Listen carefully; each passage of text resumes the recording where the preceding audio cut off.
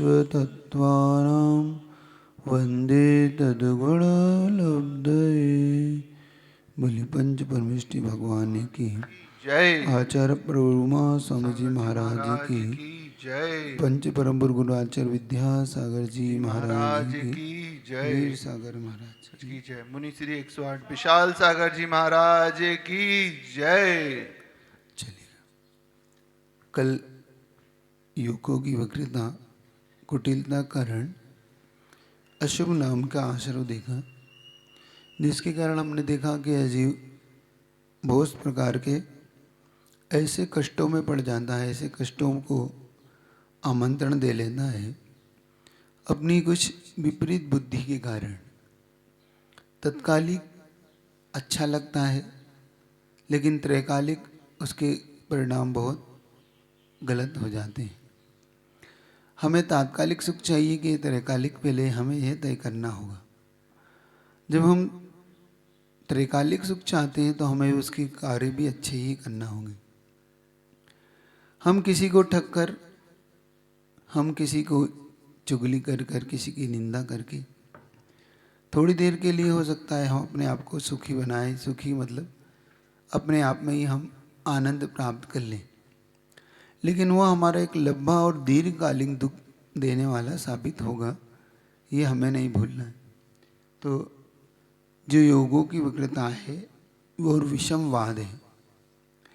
एक विषमवाद एक ऐसा शब्द है, संवाद की जगह जब हम विषमवाद की स्थिति में आ जाते हैं, हमेशा व्यक्ति आपके सामने परिस्थितियां कुछ ऐसी पैदा करता है कि वो आपसे विषमवाद के मूड में आने लगता है।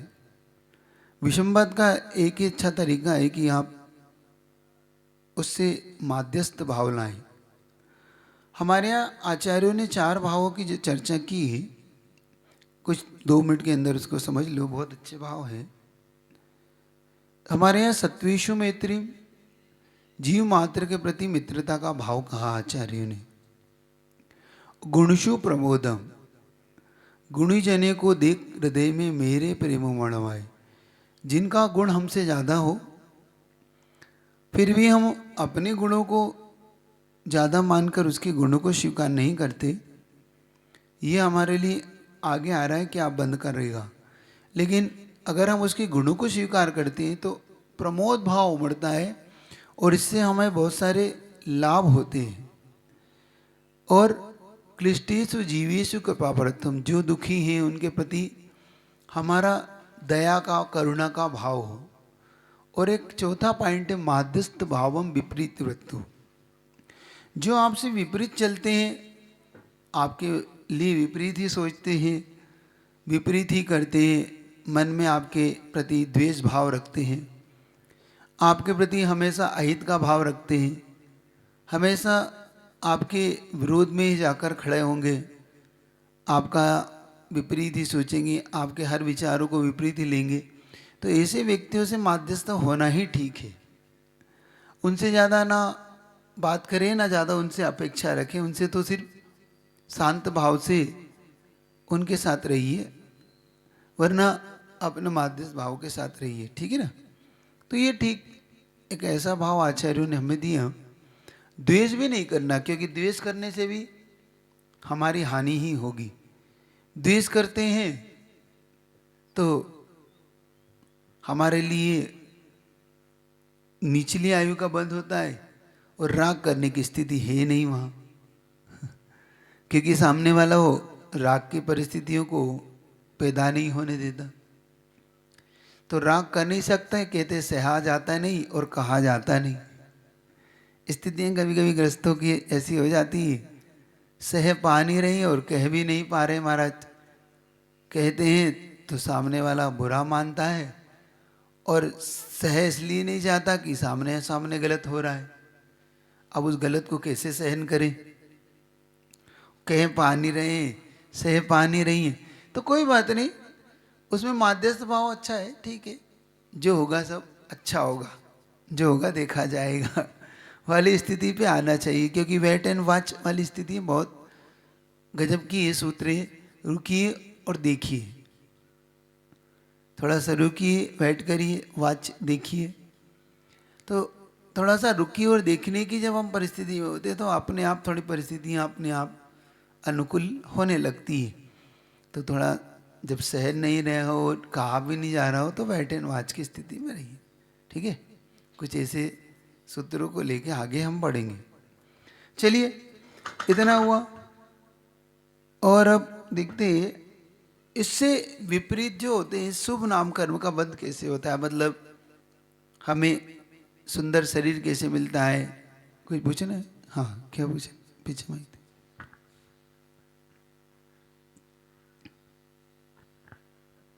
नमोस्तु महाराज। महाराज जी, कई बार ऐसी सिचुएशन आ जाती है कि आपको पता है कि सामने वाला आपका अहित करेगा ही, आपके लिए अहित ही करने वाला है, तो कई बार प्रैक्टिकल लाइफ में आपको उसको डिसीव करना पड़ता है, उसके साथ में भावों की थोड़ी कुटिलता लानी पड़ती है ताकि अपने आप को हम बचा सकें। तो देखो, कैसे? आचार्यों ने हमें विरोधी हिंसा का मना नहीं किया, आप समझना पॉइंट को। आचार्यों ने हमारे लिए दूसरे को ठगने को मना किया, लेकिन कोई हमें ठग रहा है तो बचने को मना थोड़ी किया कि आप बचिए मत। अगर कोई हमें ठग रहा है तो हम बचेंगे, तो बचने के लिए हमें कुछ हो सकता है कि साम दाम दंड भेद की निधि अपनाना पड़े। आचार्यों ने ये कहा कि स्वयं मत ठगी किसी को, लेकिन ठगाइए भी मत। ठगने का मना है, ठगाने का मना है थोड़ी कि हम चला के थोड़ी ठगाएंगे।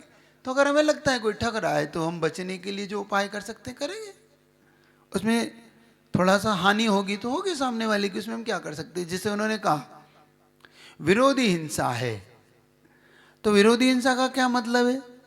सामने वाला हम पर मार रहा था और ऐसे में हमने अपने बचाव के लिए उसे मारा और मर गया, तो ये हिंसा नहीं है, ये विरोधी हिंसा है।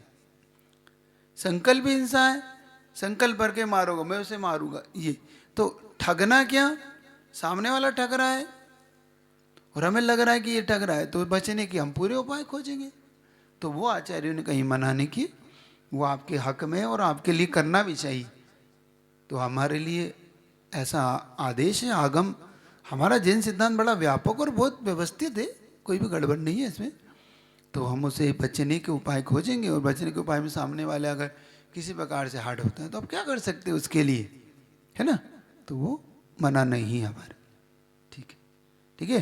थोड़ा कड़क होना पड़ता है, थोड़ा सा उसके उपाय खोजना पड़ते हैं थोड़ा सा, तो ठीक है, कोई बात नहीं। क्योंकि लोग उससे ही समझते हैं, वही उपाय उनके दिमाग में आता है। कभी कभी सीधी भाषा नहीं समझ में आती तो उसको अलग ढंग से समझाया जाता है, समझ में आ जाती है उसे।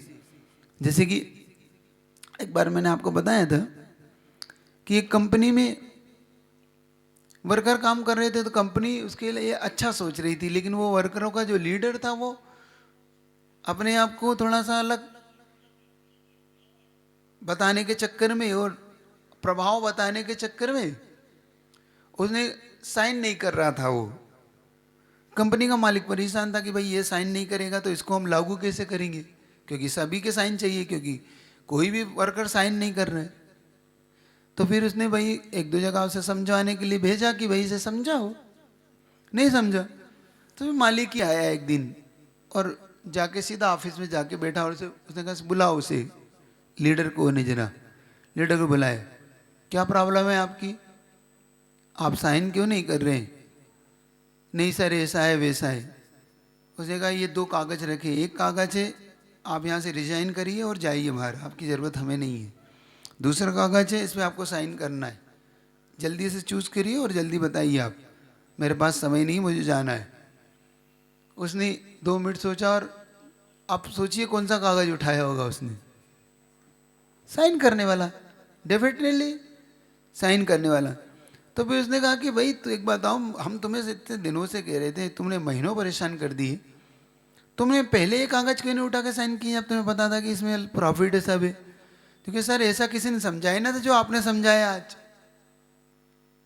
जो आज आपने समझाया ना, ऐसा कोई समझा ही नहीं रहा था इतने दिन से, आपने समझाया समझ में आ गया मुझे, मतलब निकालने की बात समझ में आ रही थी।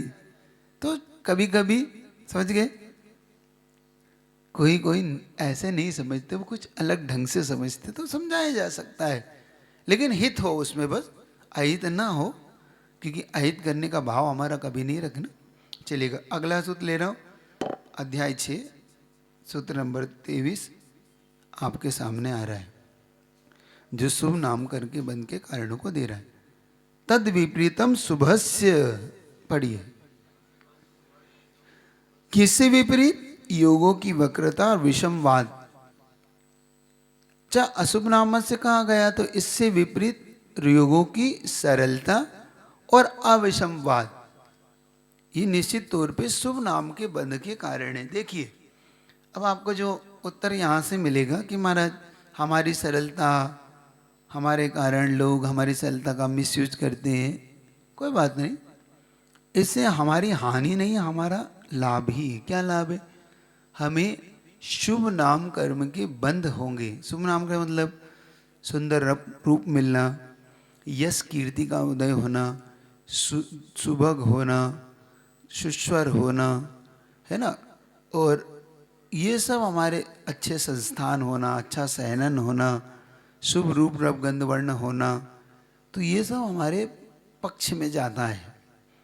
क्योंकि जब हमारी सरलता सहजता होती है, हम किसी को ठगते नहीं है, तो हमारे लिए ये सब लाभ होने लग जाते हैं। और देखना, बहुत जल्दी आपके साथ बहुत अच्छी चीज़ें होने लगती हैं। तो जिनका आप पढ़ते भी हैं, सरल स्वभावी होय ताके घर गर्व संपदा, चोरन के पुर ना बसे।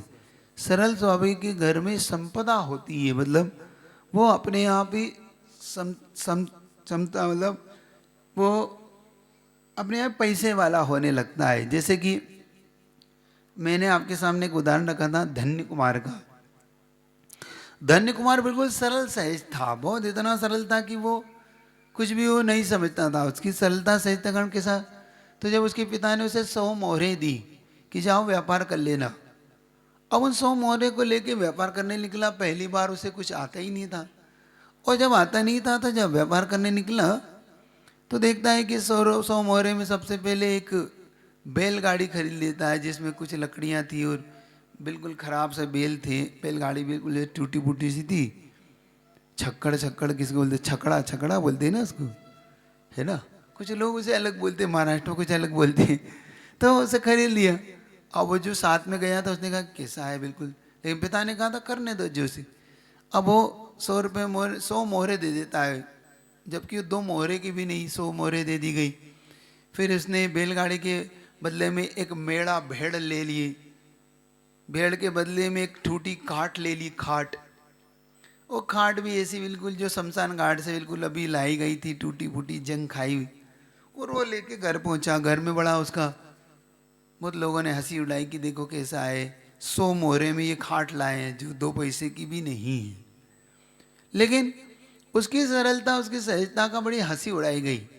लेकिन जब वो खाट को साफ किया गया और उसमें से हीरे मोती पन्ने निकले और एक नक्शा निकला जिसमें एक 7 खंड का महल था, जब वो निकला और बहुत सारा धन वहाँ पे रखा हुआ था, तब पता पड़ा कि भाई ये तो जो लाया है खाट, ये क्या नहीं लाया, खाट नहीं लाया है, ये तो सोने की और हीरे पन्नों की खान लाया है। खाट रही है, खान है।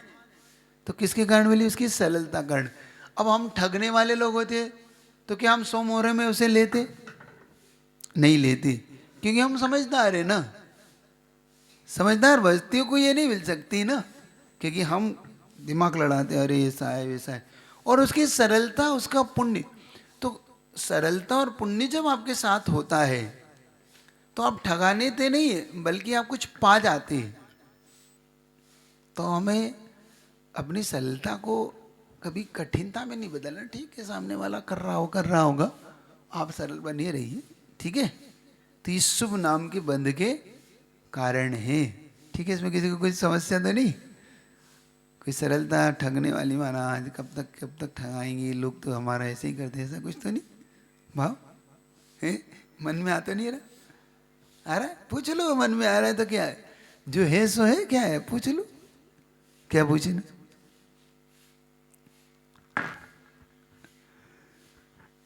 क्योंकि आता है, ये प्रश्न उठते हैं। क्या प्रश्न? नमस्ते महाराज जी।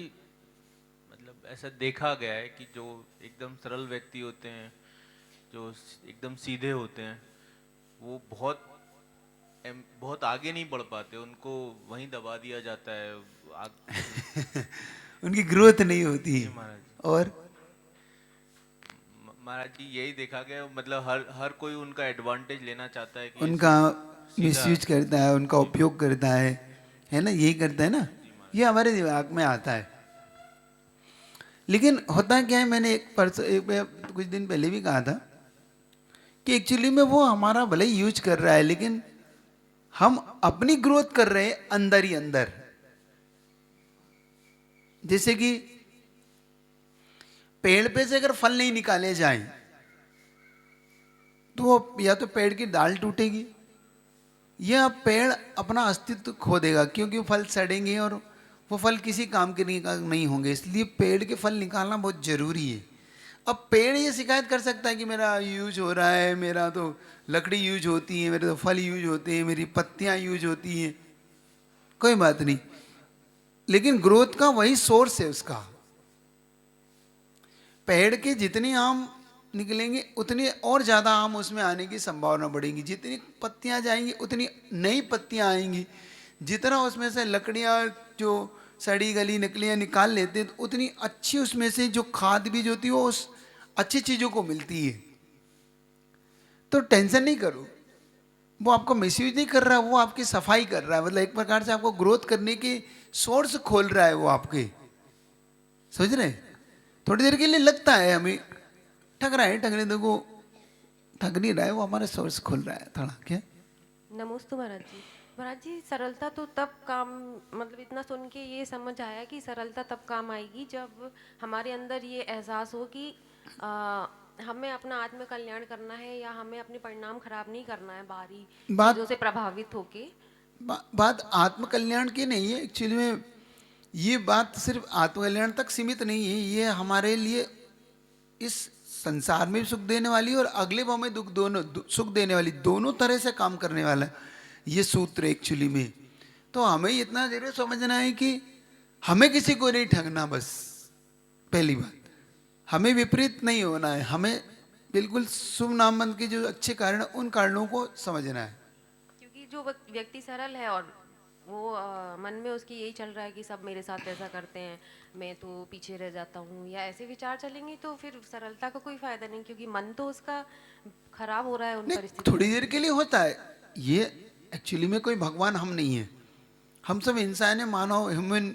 और हमारा नेचर होता है कि भाई कुछ देर के लिए थोड़ी चीज़ें आती हैं मन में, कोई प्रॉब्लम नहीं है, लेकिन उसे हमें सही दिशा देना है बस।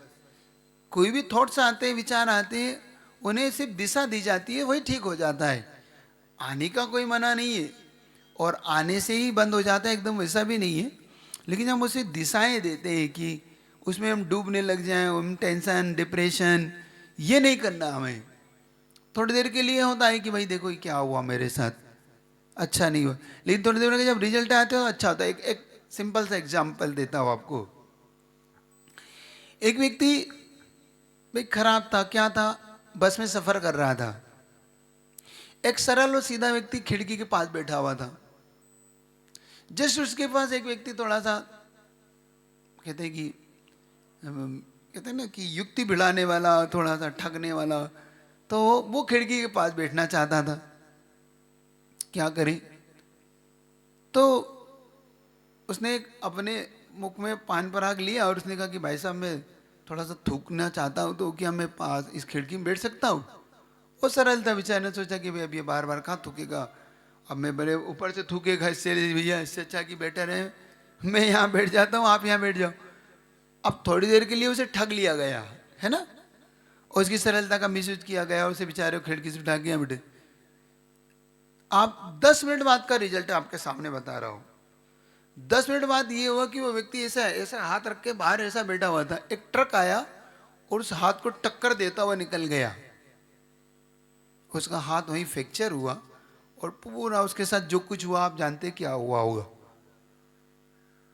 अगर वो थोड़ी देर पहले अगर यही व्यक्ति होता तो आप समझिए प्रकृति आपके साथ कुछ अच्छा करना चाह रही है, थोड़ी देर के लिए लगा उसे गुस्सा आया कि भाई मुझे या मेरा मिसयूज कर रहा है, अब देखो मुझे अपने परेशान कर रहे हैं। फिर भी उसने कहा चलो जाने दो, क्या करना है। उसका लाभ उससे हो गया।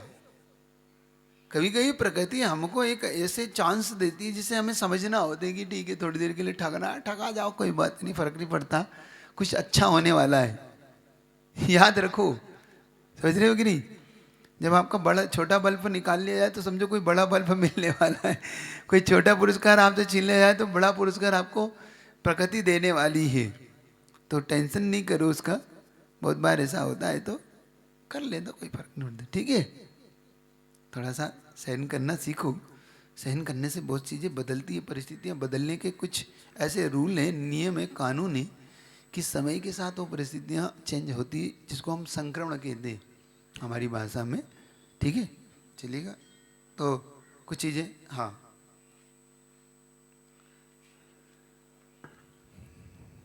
नमस्ते महाराज श्री। महाराज श्री, संतोष भाव रख के हमें पता है कि हमें इस प्रकार से ग्रोथ करनी है तो हमें थोड़ी बहुत मायाचारी करनी ही पड़ेगी, क्योंकि 4 लोगों के साथ आप कंपेयर कर रहे हो वो वैसे ही है, तो उनसे आगे निकलने के लिए थोड़ी बहुत मायाचारी करनी पड़ेगी।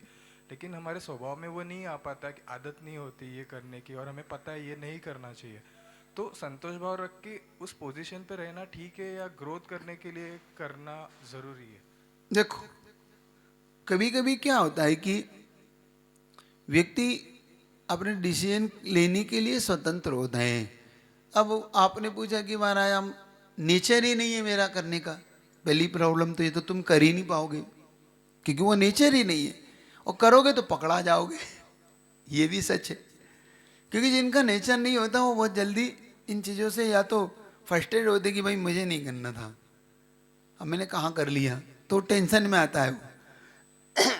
और जिनका नेचर नहीं होता वो वास्तव में उन्हें तो बचना ही चाहिए, तो वैसे ही नहीं करना चाहिए, क्योंकि उनका पास है कि हमारे पास करने का एक तो स्वभाव नहीं है मेरा, और दूसरा करूँगा भी तो बाद में मुझे ही पछतावा ही होना है, तो क्यों पछतावा करना बाद में, तो नहीं करो। ग्रोथ होगी, थोड़ा थोड़ा समय के साथ हो सकता है वो होगी। गुरुजी एक उदाहरण दिया करते थे, मैं आपको सामने उदाहरण दे दूँ बांस के पेड़ का। गुरुजी कहते थे कि एक बांस का पेड़ होता है, वो शायद चाइना में होता है। वह क्या करता है कि बांस के पेड़ को ग्रोथ करने के लिए 5 से 10 साल चाहिए होते हैं उसे, लेकिन 10 साल में उसकी कोई ग्रोथ नहीं दिखती। एक्चुअली में वो नीचे की ओर ग्रोथ करता है, जमीन में गहराइयों में उसकी जड़ गहराइयों में जाती है, मतलब ऊपर तो दिखता है 2-5 फीट और नीचे दिखता है 50 फीट। ऐसे उसका पहले उसका सोर्स नीचे की ओर होता है, पहले वो नीचे की ओर अपनी रन करता है, और धीरे धीरे उसकी जड़ इतनी नीचे पहुंच जाती है कि वो 5 साल बाद 10 साल बाद जब वो ग्रोथ करता है तो इतनी तेजी से करता है कि वो साल भर में 300-400 फीट को पा जाता है। वो पहले 5-10 साल में उसकी ग्रोथ ही नहीं दिखती, ऐसा लगता है ये उग भी रहा है कि नहीं, है कहीं ऐसा तो नहीं कि अंदर ही अंदर हो रहा है या गलत बीज तो नहीं लिया है। तो 2-5 साल तक तो वो इतना सा उगेगा, इतना सा उगेगा, और नीचे उसकी ग्रोथ भयंकर होती है, बहुत तेजी से होती है। लेकिन जब वो 5 साल बाद जो बढ़ना डेवलप होता है तो गुणित क्रम से बढ़ता है वो, और ऐसा लगता है कि यार ये ऐसा 6 महीने में, साल भर में इतना बड़ा हो जाएगा। सुन रहे हो? सेम यही होता है सरल व्यक्ति के साथ। सरल व्यक्ति की ओरिजिनल ग्रोथ भीतर होती है, बाहर नहीं होती, जो दिखाई नहीं देती। जब वो दिखाई नहीं देती है तो थोड़ा सा मन में आता है कि क्या है मेरा जीवन, कहीं ग्रोथ सी नहीं दिखाई दे रही है। लेकिन भीतर ही भीतर उसका पुण्य इतना गहरा होता है कि कुछ ऐसी लाटरियां लगती उसको, अचानक से उसके साथ इतनी गजब की ग्रोथ होती है कि सामने वाला कहता है कि भाई ये तो, मैं तो खरगोश बन के सो रहा था, ये तो कछुआ बन के वो कहाँ चला गया ये। और ऐसे लोग बहुत सारे मिलेंगे आपके जीवन, जो थोड़े दिन पहले लगता है कि यार ये कहाँ थे, ये मेरे से कितने पीछे थे, और ये कुछ भी, मैं इनको कुछ समझता ही नहीं था, और ये कहाँ पहुँच गए और मैं वही हूँ। तो बेईमान लोग ज़्यादा ग्रोथ नहीं करते, और होती भी है ना तो उनकी बहुत सारा धन बाद में ऐसा गायब होता है उनके हाथ से ऐसा। तो अपने को वो टेंशन नहीं करना, थोड़ा सा करने दो जिसे जो करना है, ठीक है। तो अपनी ग्रोथ भीतर ज़्यादा करो, बाहर कम। गुरु जी ने लिखा मोक्ष मार्ग भीतर ज़्यादा बाहर कम। हाई को है गुरु जी का, मोक्ष मार्ग भीतर अधिक बाहर कम। वो बाहर कम है और वास्तव में मोक्ष मार्ग भीतर ज़्यादा है, क्योंकि अंतरंग जितनी विशुद्धि, अंतरंग जितना अपना पुण्य होगा उतना हमारे साथ अच्छा होगा। बाहर संकलेश ज़्यादा होगा उतना ज़्यादा हमारे साथ टेंशन होगा। तो हम उस चीज़ को समझे, सही चीज़ को, तो हमारे साथ बहुत कुछ अच्छे होंगे ना। ठीक है, चलिए। नमोस्तु महाराज श्री। आपने एग्जाम्पल दिया जैसे वो बस वाला था, तो उसने सरल था तो उसने वो इधर आ गया उसकी बातों में आके। लेकिन अगर कोई व्यक्ति ना सरल है ना कुटिल, इसके बीच में अपनी रक्षा करता है, जैसे अपनी सीट की रक्षा कर ले या अपने हक के लिए कर ले, तो वो भी कुटिलता में आएगा? नहीं, वो मैं तो पहले कि जो ये कुटिलता नहीं है, ये तो उसका राइट था, उसका उसके पास उसके मिलने लायक था, वो मना नहीं करो।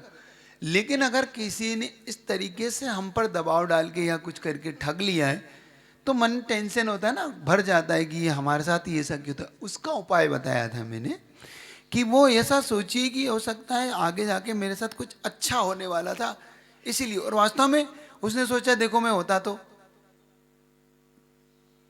ठीक है। आज मतलब प्रकृति मुझे खुद बचाने के लिए सामने वाले की, अपने आप ही सामने वाले का, तो सामने वाले का बुरा चाहने के लिए ऐसा नहीं, शायद प्रकृति मुझे बचाने के लिए ये लाई थी अवसर, तो वो समझने का पुरुषार्थ करे तो हो सकता है कि ठीक है मुझे इतने में ही संतोष भाव है मेरा। होता ना, कई बार ऐसा होता है कि भाई किसी ने ठग लिया तो अपने को लगता है कि चलो कोई ज़्यादा होने वाला था, इतने में निकल गया। तो रियली में ये ऐसे ही कुछ विचार आना भी चाहिए कि ठीक है इतने में ही हम लोग बच गए। होता भी ऐसा है, बहुत कुछ जाते जाते बच जाते है ना। तो हो सकता है बड़ा कांड होने वाला था तो छोटे में फ्री हुए जीवन में, तो हो जाता है ऐसा। अब तो ये सब सरलता, अविसंवाद, झगड़ा नहीं करना, सरल रहना, लोगों को ठगना नहीं, चुगली नहीं करना, टिप्पा नहीं करना, ये सब अपनी ग्रोथ के सोर्स है। इन्हें बनाए रखना चाहिए जीवन को अच्छा बनाने के लिए। एक बहुत अच्छा सूत्र आ रहा है जो शायद आपके लिए अभी तक ऐसी चीज देने वाला है जो जीवन में तीर्थंकर प्रकृति को लाता है। तीर्थंकर प्रकृति का मतलब है जो तीर्थ को चलाते हैं, मतलब धर्म के रथ को जो सारथी बन के आगे बढ़ते हैं। धर्म का एक पूरा लीडरशिप होता है इनके पास, और ये वो प्रकृति है कि इनकी सेवा में स्वयं इंद्र खड़ा होता है, सारे चारों निकाय के देव खड़े होते हैं, जिसके पास कहते हैं इससे बड़ी श्रेष्ठ कोई पुण्य प्रकृति नहीं है संसार में तीर्थंकर से बढ़ के। तीर्थंकर एक ऐसा महान व्यक्तित्व है जिसकी सेवा सारा चारों निकाय के देव, मनुष्य, सभी तिर्यंच, सभी करके अपने आप को गौरवान्वित होते हैं। ऐसा महान पद है ये, ऐसा महान जिसके सामने चक्रवर्ती झुकता हो, जो सबसे श्रेष्ठ मनुष्यों में होता है, स्वधर्म जिज्ञा जो इंद्रों में श्रेष्ठ होता है, त्रियंचों में जितने भी हैं वो सब उनके सामने नतमस्तक होते हैं। तो जिनका अकाल मरण नहीं होता, तीन लोक की संपदा जिनके चरणों में होती है, जिनका ऐसा समोसरण जो देखते ही बनता है, तो ऐसी महान प्रकृति कैसे बंधती है वो अगले वाला सूत्र आ रहा है। वह क्यों होती है तो सारे उत्तर इस शुभ नाम के साथ साथ आपको इसमें भी दे रहा हूँ। ठीक है, सूत्र बड़ा है, थोड़ा सावधानी से पढ़िएगा। दर्शन विशुद्धिर विशुद्धिर पढ़ना, क्योंकि जो विनय के ऊपर जो रेफ है वो इसके साथ जाएगा। तो दर्शन विशुद्धिर विनय संपन्नता शीलवतेस्वनति चारो भीक्षण ज्ञानोपयोग संवेगौ गौ पढ़ना है इसका, गौ है ना, ऊ की मात्रा है ना, संवेग गौ। शक्ति तस त्याग तपसी साधु समाधिर। अब धीर है वो है वैया, वैया के ऊपर जो रेफ है वो धीर आएगा। साधु समाधिर वैयाव्रत करण मरहदाचार्य बहुश्रुत प्रवचन भक्ति रावासका परिहार्णिर मार्ग प्रभावना प्रवचन वत्सलत्व मिति तीर्थ कर्तवस्य। अब पूरा पढ़ रहा हूँ, सूत्र को एक साथ ले हुआ, आप उसे बड़ी सावधानी से सुनिए, फिर एक साथ पढ़िएगा। दर्शन विशुद्धिर विनय संपन्नता शीलवते स्नोति चारो भिक्षण ज्ञानोपयुक्त संवेगौ शक्ति तस्त्याग तपसी साधु समाधिर वैयाव्रत कर्ण मरहदाचार बहुश्रुत प्रवचन भक्ति रावाशका परिहार्णिर मार्ग प्रभावना प्रवचन वत्सलत्व मिति तीर्थ कृतवस्य। पढ़ी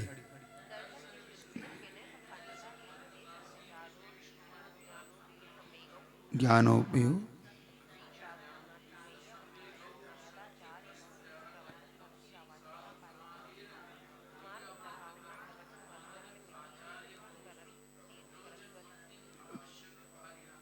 मार्ग प्रभावना प्रवचन वत्सलत्व मिति तीर्थ कर्तवस्य। अब ये सूत्र है 16 भावनाएं। ये 16 भावनाएं मुख्य रूप से आपको तीर्थंकर प्रकृति को लाने वाली है, ऐसी भावनाएं भाना चाहिए। पूज्य गुरुदेव कहते थे कि देखो अन्य ग्रंथों के अपेक्षा इस ग्रंथ में जो ये 16 भावनाएं दी हैं, तो आचार्य परमेष्ठी उमा स्वामी महाराज ने ग्रंथकार के अनुसार कह रहा हूँ, पूज्य गुरुदेव कहते थे कि ये आज भी तीर्थंकर प्रकृति का बंध करवा सकती है इन भावनाओं को भाकर। ये बात अलग है कि अन्य ग्रंथकारों ने केवली श्रुत केवली का पादमूल पाया कि एक शर्त लगाई, लेकिन इन्होंने कोई शर्त यहाँ नहीं दी। तो इस सूत्र ग्रंथ के अनुसार आज भी हो सकता है, गुरुदेव कहते हैं। सिर्फ सूत्र ग्रंथ, टीकाकार के अनुसार अभी चर्चा नहीं कर रहे हैं। तो इस सूत्र ग्रंथ के अनुसार अगर मान लिया जाए तो आज भी तीर्थंकर प्रकृति आप बांध सकते हैं। शर्त इन 16 भावनाओं को विशुद्धि पूर्वक भाइये। जरूरी नहीं है इसके लिए कोई चारित्र लेना, जरूरी नहीं है मुनि बनना, प्रतिमा लेना। असंयमी तीर्थंकर बन सकता है, आप भी तीर्थंकर बन सकते असंयम दशा में। सुन रहे हो कि नहीं? मुनि के लिए इसकी कोई शर्त नहीं है तीर्थंकर प्रकृति के बंध के लिए कि मुनि ही बनेगा कि पंचम गुण स्थानवर्ती बनेगा। नहीं, असंयमी भी बन सकता है, तीर्थंकर प्रकृति का बंध कर सकता है। तो कितनी बड़ी संभावना आपके सामने। सुनिए, तो दर्शन विशुद्धि करिए। इस सूत्र ग्रंथ के अनुसार कह रहा हूं। यहाँ बताइए आपको ये शर्त कहाँ है आपके पास? तीर्थंकर प्रति के लिए सीधा सीधा क्या कहा है? 16 भावनाएं कही है, कहा ही नहीं उन्हें शुद्ध केवली केवली। ये तो टीकाकार ने खोला है, फिर आगे की शर्त और लगाई है। लेकिन फिलहाल तो इसको लेके चले तो अपन तो उमा स्वामी महाराज को आधार माना ले कि भाई आपके आधार से हम आज भी तीर्थंकर प्रति बांध सकते हैं। ये गुरु जी ने सूत्र का भाव एक बार खोला था, समझ रहे? तो दर्शन विशुद्धि, अब एक एक भावना आपके सामने ला रहा हूं कि तीर्थंकर विशुद्धि में एक होता है दर्शन विशुद्धि, विनय संपन्नता, शील और व्रतों का निरताचार पालन करना, अभिक्ष ज्ञानोपयोग, अभिक्ष संवेग, शक्ति के अनुसार त्याग और शक्ति के अनुसार तप, साधु की समाधि, वैयाव्रत और अर्हत भक्ति, आचार भक्ति, बहुश्रुत भक्ति, प्रवचन भक्ति और आवश्यक परिहारणी, मार्ग प्रभावना और प्रवचन वात्सल्य। ये 16 कारण है। इसमें से एक चीज बहुत समझने वाली ये है कि जो दर्शन विशुद्धि इसका मुखिया है। दर्शन विशुद्धि का मतलब होता है सम्यक दर्शन का निरतिचार होना। 8 जो उसके दोष है, शंका, कांक्षा, विचिकित्सा, है ना, तो अप्रभावना, अवात्सल्य, और उपगोहन करना और स्थितिकरण अस्थितिकरण, ये सब उसके 8 दोष हैं। 3 जो उसके अनायतन है, या जो 3 उसकी मूर्ताएं हैं, मूर्ताओं से रहित, और 6-8 गुण हैं जो उसके निसंकित निकांक्षित निर्विज्ञ हिस्सा। तो ऐसा दर्शन विशुद्धि वाला जो सम्यक दर्शन है, और ये भी याद रखना क्षायिक सम्यक दर्शन की जरूरत नहीं, क्षोभसम सम्यक दर्शन के साथ हो जाता है। ये भी एक आपके दिमाग में बना के रखना कि इसकी कोई शर्त नहीं कि क्षायिक सम्यक दर्शन के साथ ही होता हो। तो एक बात ये भी है कि चलमल अगाड़ के साथ, दोषों के साथ भी ये सम्यक दर्शन, मतलब ये तीर्थंकर प्रकृति बांधी जाती है, और देखे भी गए हैं कि क्षोभसम सम्यक दर्शन के साथ तीर्थंकर प्रकृति का बंध देखे जाते हैं। ये भी एक है। तो ऐसी कोई शर्त कि भाई हम क्षायिक सम्यक दर्शन, तो वो भी शर्त नहीं है। क्षोभसम सम्यक दृष्टि आज भी पाए जाते हैं। ये बात सच है कि क्षायिक सम्यक दृष्टि नहीं होते हैं आज, लेकिन क्षोभसम सम्यक दृष्टि तो होते हैं। तो क्षोभसम सम्यक दर्शन के साथ भी आज अच्छे कार्य हो सकते हैं। तो दर्शन की विशुद्धि इसका मुख्य है। दर्शन विशुद्धि की ये चारों तरफ ये बाकी की भावनाएं रहेंगी तो आपको तीर्थंकर प्रकृति का बंध होगा। ये पहले आप अच्छी तरह से समझ लीजिए, ठीक है। तो दर्शन विशुद्धि क्या है? दर्शन विशुद्धि मतलब जिन शासन के अनुसार जो निर्ग्रंथ मोक्ष मार्ग, उसमें जो शंका आदि दोष गुण सहित और दोष रहित जो हमारा भाव है, वहाँ दर्शन की विशुद्धि है। दर्शन और विशुद्धि ये 2 शब्द यहाँ लगा लेना, ठीक है। समझ गए आप लोग? तो दर्शन से क्या लेना? सम्यक दर्शन का विशुद्ध होना, ठीक। दर्शनावर्णी कर्म नहीं यहाँ पर मोहनी की जो प्रकृति है ना, दर्शन चारित दर्शन मोहनी, उसमें, ठीक है। तो सच्चे देव सद्गुरु के प्रति हमारा विशुद्ध भाव होना, कुदेव को शास्त्र गुरु का हमारा त्याग होना, हमारे कितने ही संकट आने पर भी हमें किसी प्रकार का कोई भी हमें गलत आधार नहीं लेना जिससे हमारा सम्यक दर्शन दूषित हो। ये है दर्शन विशुद्धि। इसको संक्षेप में ही लूँगा, इसका विस्तार नहीं करूँगा इन 16 भावनाओं का, क्योंकि आगे जाके आपका ये सूत्र पूरे 1-2 सूत्र और बचे हैं आपके, ये आगे ये अध्याय पूरा होगा, फिर 7वां अध्याय बहुत अच्छा और सुंदर आएगा। तो ये विनय संपन्नता का मतलब क्या होता है?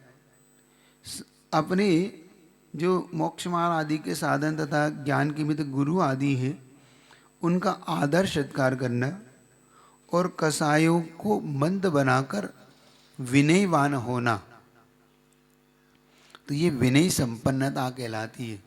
देखो, जितने आप विनयवान होंगे, गुरु का विनय, जिनवाणी का विनय और प्रभु का विनय आप जितने करेंगे उतनी विनय संपन्न होंगे। और जो जितना विनय संपन्न होगा वो उतना ज़्यादा लाभान्वित होता है अपने गुणों के कारण, विनय के कारण। विनय एक ऐसा गुण है, गुरुदेव कहते थे कि यह साक्षात बड़े से बड़े को भी अपना बना लेता है। 100 वर्ष के आचार्य और 1 दिन का साधु उस विनय गुण से उन आचार्य को अपना बना लेता है। ये विनय गुण का विनयो मोक्ष द्वारा, विनय मोक्ष का द्वार कहा है। और द्वार का मतलब आप जानते हैं, जहां से मंजिल का रास्ते खुलते हैं। सुनना, आप सुन रहे हैं आप लोग? मोक्ष में प्रवेश करना चाहते हो तो पहले द्वार को ढूंढिए, और द्वार का अर्थ होता है विनय। विनय के इसका मतलब सीधा सीधा सिद्धांत है, विनय नहीं है तो मोक्ष का द्वार भी नहीं है। और जब द्वार ही नहीं है तो प्रवेश कहाँ से करेंगे आप? जिसका द्वार ही नहीं है, जिसके पास द्वार ही नहीं पता है, वो प्रवेश करेगा कहाँ से मोक्ष महल में? तो तो मोक्ष का महल में अगर प्रवेश करना है तो पहले द्वार तो खोजिए। और द्वार क्या है? विनय मुख्य द्वारा, आचार्यों का सूत्र है, विनय मोक्ष का द्वार है। तो महाराज हमारी विनय का गलत फायदा उठाने दो, हमें मोक्ष के द्वार में प्रवेश करना है, मोक्ष जाना है, हमें कर लेने दो किसी कुछ भी, समझ रहे हो। और एक और, इस जिन शासन में, इस मोक्ष में के इस मार्ग में गुरु वेणम पे वेणो उपकरण कहे, 4 उपकरणों में एक विनय उपकरण है। गजब हो गया। मैं तो ये सूत्र जब पढ़ता हूं, उइरणम जिन मग्गो लिंगम जित जाद रूधरो गुरुवेणम पे वेणो सुत्त जैनम च निदिठम। मोक्ष मार्ग में 4 उपकरण कहे। यथाजात लिंग यानी बच्चों के समान, जैसे बच्चा जन्मता है वैसे मुद्रा, मतलब दिगंबर मुद्रा। बच्चा कपड़ा पहन के जन्मता है नहीं, वो नग्न जन्मता है, वैसे ही नग्नता होना पहला उपकरण। दूसरा गुरुवेण, गुरु के वचन। तीसरा विनय। चौथा सुत्त झण, सूत्रों का अध्ययन। ये 4 उपकरण मोक्ष मार्ग में कहे गए हैं। जिन शासन में ये कहे गए, सुनिए आप, समझ में आ रहा है आपको? इनके बिना मोक्ष भूतो न भविष्यति। सिर्फ आप कुछ भी करिए तो विनय जितनी होगी उतना मोक्ष का द्वार जल्दी खुल जाएगा, जल्दी आपको मुक्ति का मार्ग मिल जाएगा और दुखों से आप ऊपर उठ जाएंगे। समस्त दुखों से उठना चाहते हैं, तीर्थंकर प्रकृति का बन चाहते हो तो विनयवान बनिए, झुकना सीखिए। और झुकता वही है जिसके पास कुछ गुण होते हैं। वही वृक्ष झुकता है जिस फलों से लदा होता है। फलों से लदे पर ही पत्थर मारा जाता है, फलों से लदे पर ही झुकाव दिखता है, वरना अकड़ तो जिसके पास कुछ नहीं वो अकड़ा होता है। झुकते वो हैं जिनमें जान होती है, अकड़ तो मुर्दों की पहचान होती है। अकड़ तो मुर्दों की पहचान है, झुकते वो हैं जिनके अंदर जान है। तो आप क्या हैं? विनयवान हैं।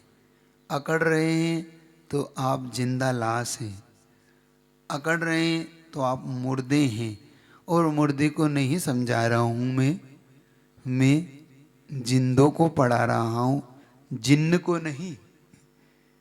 तुम जिन हो कि जिंदे हो? है? हाँ, जिंदे कि जिंदा हो?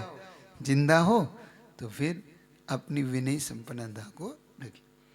तो मोक्ष मार्ग में ये विनय संपन्नता होना। एक है शील व्रतेषु अनिचार, जो अहिंसादि जो व्रत लिए हमारे, अहिंसा, अचोरी, है ना, और सत्य, ब्रह्मचर्य और अपरिग्रह, ये हमारे व्रत होती है। तो इन व्रतों को निरतिचार पालन करना, दोष नहीं लगाना इनको।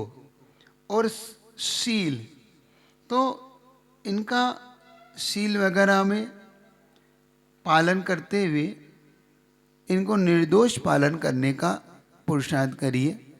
ये आपको तीर्थंकर प्रगति के लिए ले जाएंगे। कैसे पालन होते हैं महाराज? तो सीखिए कैसे वो कुत्ता व सियार रात्रि का भोजन छोड़कर दोष नहीं लगा रहा है, कंटगत प्राण है लेकिन दोष नहीं लगा रहा, निर्दोष पालन इसे कहते हैं। भील है, वह मरणासन हो रहा है लेकिन दोष नहीं लगा रहा, मरण को प्राप्त हो रहा है, होने दो।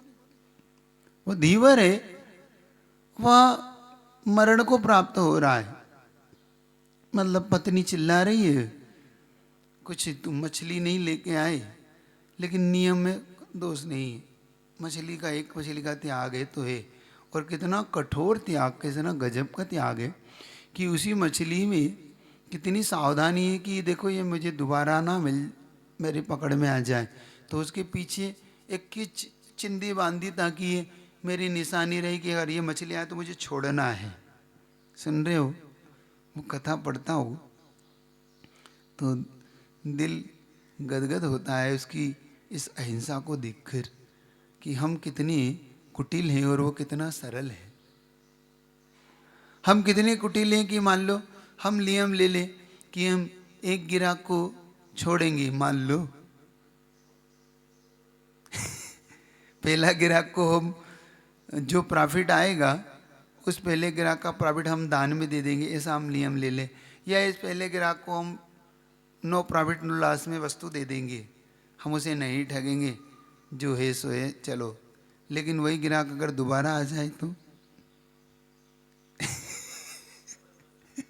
क्यों क्यों बनियो? तुम बताओ।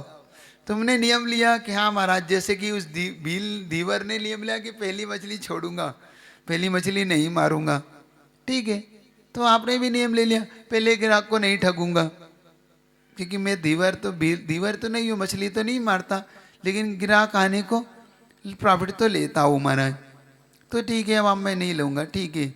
अब ग्राहक तो पहचानते हो? पहचानता हूँ। तो अब उससे दोबारा आ रहा है वो 1 घंटे बाद कि भाई साहब वो ये सामान तो मैंने ले लिया था, ये थोड़ा सा एक लिस्ट थोड़ी बच गई थी, ये ले लीजिए।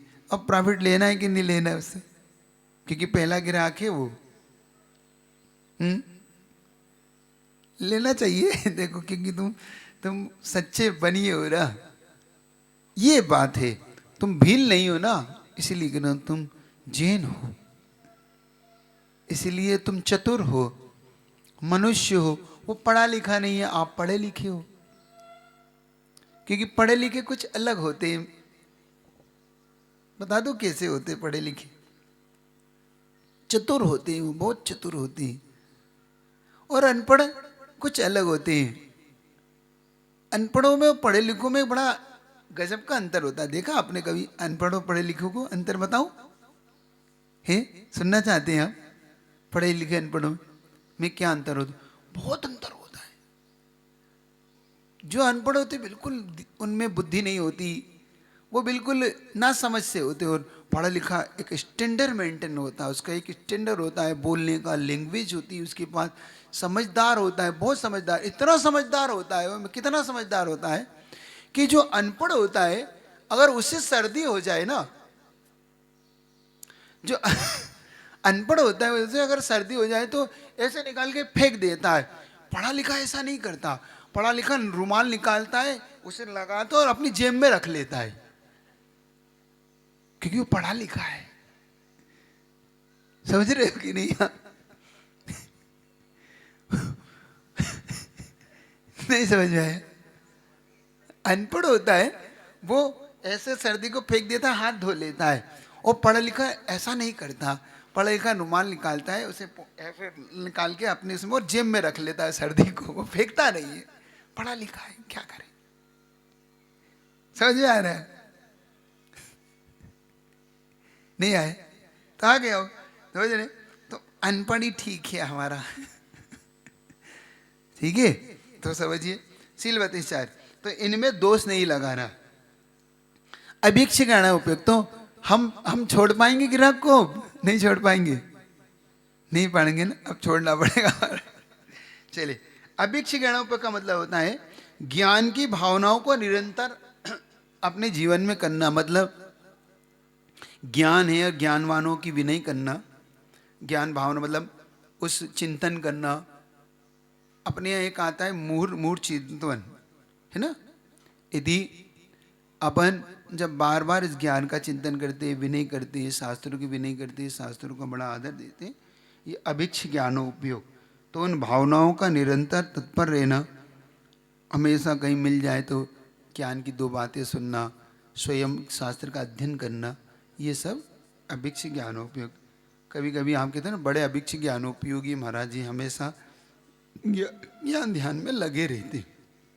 फिर अभिक्ष संवेग, निरंतर संसार के दुखों का चिंतन करना, क्योंकि अभिक्षण सम्यक और अभिक्षण ज्ञानोपयोग ये दोनों में लगा ना। अभिक्षण का मतलब निरंतर, तो निरंतर संसार के दुखों से डरना, भाई ये कार्य नहीं करो पाप का बंध होना है। तो लोग हंसी उड़ाते हैं उन्हें, अरे दिन भर पाप दिन भर पाप, उन्हें कहने दो, लेकिन हमें पाप से डरना है। हम संवेग भाव में रहें, ये संवेग भाव हमें उठा ले जाएगा, पापों से बचा ले जाएगा, ध्यान रखना। नहीं नहीं ये देखो मैं नहीं करता, अरे क्या डरपोक है और पाप पाप करता रहता, उन्हें कहने दो हमें डरना है। देखो भाई ये पाप है, मैं नहीं करता, ये पाप है, ये पाप है। ऐसा करने से आपके बहुत लाभ होता है। एक दोनों का एक उदाहरण दे देता हूं और आज क्लास आपकी यहीं रखूंगा, इतना ही रखता हूं। अभिक्ष ज्ञानोपयोग से अभिक्ष संवेग का कैसा गजब का तारतम्य है। ये उदाहरण मैंने उस समय पढ़ा जब मैं महाबंध एक पुस्तक पढ़ रहा था, उसमें उदाहरण ये दिया था कि हमें ज्ञान की निरंतर भावना कैसे हमें लाभान्वित करती, पापों से कैसे बचा लेती, और संवेग भाव अभिक्ष संवेग कैसे। तो एक बहुत सीधा सरल व्यक्ति था, वो ज्ञान भावना में बड़ा उसका इंटरेस्ट था, स्वाध्याय में बड़ा उसका आनंद था, लेकिन संयोग की बात थी गरीब था, ज़्यादा उसके जीवन में पैसा नहीं था और किस्मत उसका शायद सपोर्टर भी नहीं थी। तो कुछ भी करता और फेल हो जाता, हर काम में उसका हाथ डालता और फेल हो जाता, लेकिन अपने स्वाध्याय में लगे रहता। तो जहाँ भी होता प्रवचन सुनता, तो एक पंडित जी प्रवचन करते थे, तो बस प्रवचन में जाके सभा में जाके बैठ के वो सुनता था बड़ी सावधानी से, आता कुछ नहीं था उसे लेकिन सुनता था। उसकी पत्नी एक दिन बहुत नाराज हुई कि क्या है घर में खाने को नहीं है, घर में कुछ नहीं है, तुम कुछ करते नहीं। तो कहता मैं क्या करूं, भाग्य मेरा सपोर्ट ही नहीं करता है, मैं जो कुछ करता हूं फेल हो जाता हूं। तो उसकी पत्नी बहुत बड़ी नाराज होकर कहती नहीं मैं नहीं जानती, चाहे चोरी करके लाओ।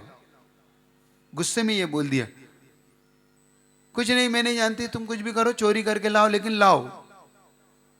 तो उसने सोचा चलो भाई चोरी करने ही चलता हूं। तो कहाँ जाऊं चोरी करने, तो ऐसा करता हूं कि राजा के यहाँ जाता हूं, जब चोरी करना है तो बड़ी जगह ही करो ना। तो वो सीधा सच्चा व्यक्ति वो राजा के महल में घुस गया। अब जैसे तैसे तो घुसा वो, अब जैसे ही वहां पहुंचा तो देखना उसकी स्थिति। वो जैसे ही पहुंचा तो कुछ चांदी के बर्तन वहां रखे थे, राजा के वहां पे रखे रहते ना भोजन के इनके, उसने वो देखी। तो उसने जैसे उठाए तो उसने देखा कि अरे पंडित जी तो कहते चांदी के बर्तन चोरी करना पाप है, तो देखो ये चांदी का बर्तन तो चोरी नहीं करता हूं। फिर उन्होंने कुछ आगे चला तो सोने के बर्तन और हीरे पन्ने रखे थे, उसने उठाया। फिर कहा अरे नहीं नहीं पंडित जी ने कहा था ये हीरे के बर्तन और चांदी और ये सब भी पाप है, तो उसने वो भी छोड़ दी, हीरे भी छोड़ दिए, चांदी भी छोड़ दी, सोने के भी छोड़ दिए। ऐसे वो बहुत सारी चीज़ों को छोड़ता छोड़ता छोड़ता वो घुड़साल में पहुंच गए जहाँ पे भूसा रखा था। तो भूसा देखा, क्योंकि पंडित जी ने भूसे को चोरी का पाप नहीं कहा है, तो उसने भूसा भर लिया उसने एक थैले में। देखना, क्योंकि एक तो अभिक्ष ज्ञानोपयोग यहां निरंतर स्वाध्याय चल रहा है, और अभिक्ष संवेग नहीं ये पाप है, ये पाप है, ये पाप है, ये चांदी उठाना पाप है, सोना उठाना पाप है। देखो उसके जीवन में ये दो चीज कैसे चल रही, स्वाध्याय चल रहा है, अभी ज्ञानोपयोग, क्योंकि जो कहा था वो बार बार याद आ रहा है, ये चोरी है, ये पाप है, ये स्वाध्याय है। और संवेग भाव डरना, नहीं नहीं ये चोरी है, देखो ये पाप है, ये पाप। भूसा भरा और ले जाने लगा, तो एक ने एक टाइम देख लिया और पकड़ लिया उसने, चौकीदार ने, और राजा के सामने ले गए। राजा ने कहा क्यों भाई चोरी कर रहे थे? तो राजा को आश्चर्य, वो भूसा चोरी कर रहा था। तो राजा ने पूछा क्यों, एक बात बताओ, तुम्हें मेरे यहाँ पे भूसा ही मिला चोरी करने के लिए? कभी कभी क्या होता है बड़े लोग को भी नाक कटने का डर रहता है कि भाई मेरे यहाँ से अगर चोरी करने की ये खबर पड़ी भूसा चोरी करा तो कहेगा यार राजा के पास कोई सोना चांदी नहीं था क्या?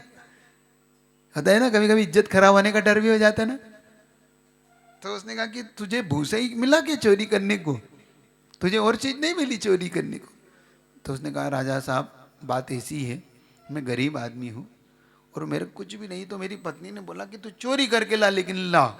तो मैं आज चोरी करके लेने आया था। तो पहले मैंने चांदी के बर्तन, सोने के बर्तन उठाए। तो मैंने पंडित जी की सभा में जाता हूँ रोज स्वाध्याय में, तो उन्होंने बताया कि ये चांदी पाप है, सोना का चोरी करना पाप है, हीरे, लेकिन भूसे के बारे में उन्होंने कुछ नहीं कहा था। तो मैं इसलिए भूसी चोरी कर रहा था, भूसा की। तो राजा ने कहा, ओह धन्य है, मेरे नगर में ऐसा स्वाध्यायशील व्यक्ति जो पापों से डरता है लेकिन गरीबी के कारण चोरी करने की स्थिति में आया है। जाओ, मैं तुम्हारी चोरी को माफ करता हूं और आज से मैं तुम्हें कोषाध्यक्ष बनाता हूं, मेरे राज्य के तुम कोषाध्यक्ष हुए। तो ये संवेग भाव और अभिक्ष ज्ञानोपयोग, समझ रहे हो क्या दिलाता है आपको? लगता है जरूर इस स्वाध्याय का क्या फल है, लगता है संवेग भाव का क्या फल है, लेकिन ये हमें एक दिन कुछ अच्छी चीज दिला डालता है। तो पुरुषार्थ करिएगा जीवन में अच्छी चीज। ठीक है, इतना ही रखूं, इतना ही रखता हूं। सुनिए और समझिए, ये जीवन में अभिक्ष ज्ञानों पर संवेग के लिए कितनी अच्छा दृष्टांत मेरे आपके पुण्य से मुझे याद आ गया। मुझे नहीं आया, आपके पुण्य से आया। तो ये आपके पुण्य, हाँ, तो यही तो है कि अपना हृदय कितना कोमल होना चाहिए कि हम कहाँ हैं और वो कहाँ है। चलिए इतने रखता हूँ। जिनवाणी की ज्ञान से सूझे लोगन, सो वाणी मस्तक हे जिनवाणी भारती। तो